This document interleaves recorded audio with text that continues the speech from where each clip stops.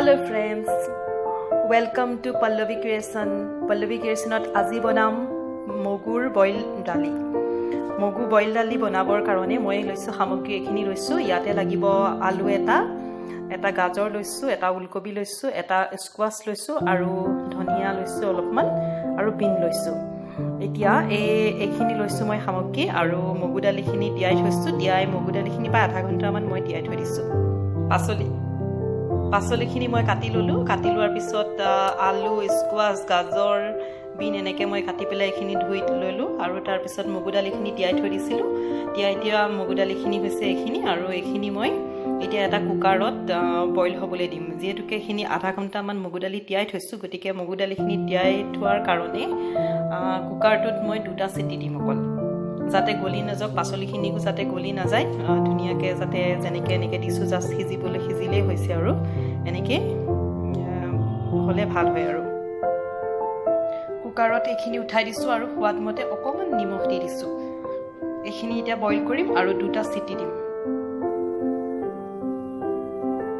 দালিখিনি হৈ গ'ল বইল। 2টা চিটি মৰাৰ পিছত দালিখিনি এনেকুৱা হৈছে।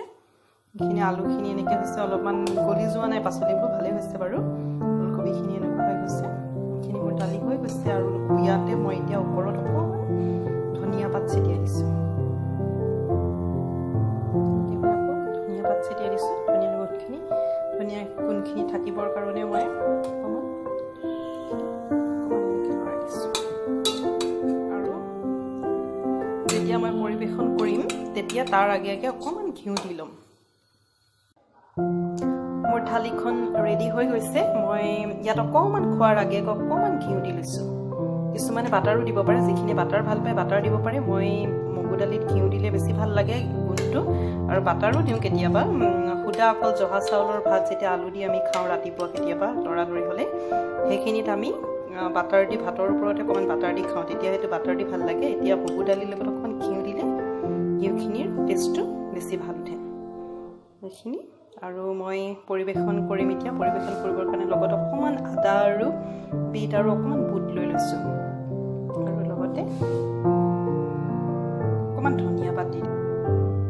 আমি দৈনন্দিন জীৱনত সদায় তেলেৰে ভাত বনাই মাছ, মাংস, মছলাযুক্ত আহাৰ এইখিনি গ্ৰহণ কৰি থাকোঁ। কেতিয়াবা সপ্তাহৰ কোনোবা এটা দিনত এনেকৈ বইল কৰি খায়ো খুব ভাল লাগে। আপুনি এনেকৈ ট্ৰাই কৰিবচোন, বনাই পেলাই খাবলৈ ভাল লাগে। এদিন বইল খালে, গোটেই দিনটো যদি আপুনি বইল খাব নোৱাৰে, কেতিয়াবা হয়তো ৰাতিও এনেকৈ খাব পাৰে, বা দিনতো লৰালৰি হ'লে কেতিয়াবা এনেকৈ খাই যাব পাৰে। এইখিনি খাই খুব ভাল লাগে। কেতিয়াবা আপুনি ট্ৰাই কৰিব বনাই। থেংক ইউ গাইজ ফৰ ৱাচিং মাই ভিডিঅ'।